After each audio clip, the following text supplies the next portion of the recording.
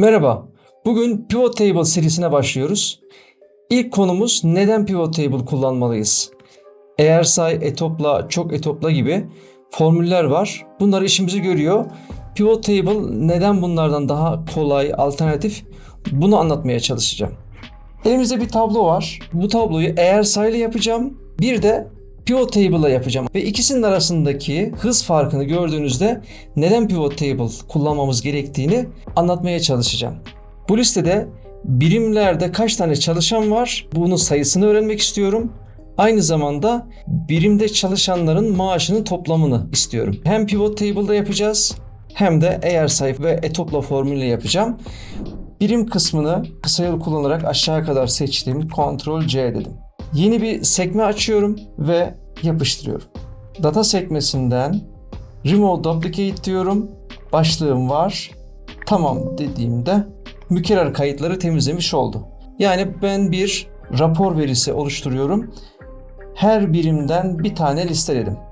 Şimdi yanına şunu istiyorum. Sayısı, kaç personel çalışıyor ve maaş toplamını istiyorum.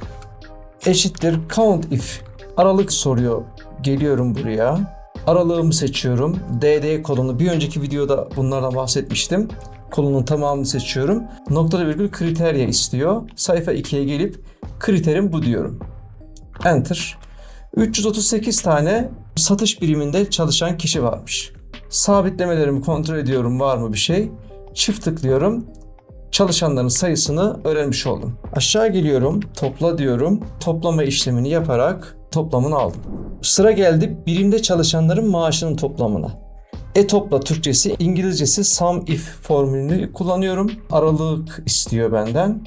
Aralığın birim noktalı virgül kriteryam nedir? Satış kısmı. O bölümde satış olanları listele noktalı virgül sum range, yani toplam hesaplanacak alanı seç diyor. Sum range'i seçiyorum. Tamam diyorum. Çift tıklıyorum gene.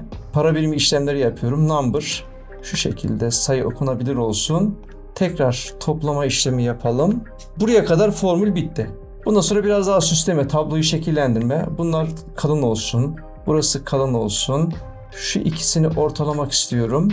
Kenarlıklarında şu şekilde çizgi yaptım. Ne kadar sürdü? Kaç tane işlem yaptım? Bayağı işlem değil mi? Şimdi aynı işlemi Pivot Table'a yapalım. Ne kadar zaman sürecekmiş bir bakalım. Tablonun herhangi bir yerinde konumlanıyorum. Pivot Table, OK diyorum. Şöyle bir alan açıldı. Birim kısmını row alanına sürüklüyorum. Birim kısmını values'e sürüklüyorum. Maaş kısmını tekrar values kısmına sürüklüyorum.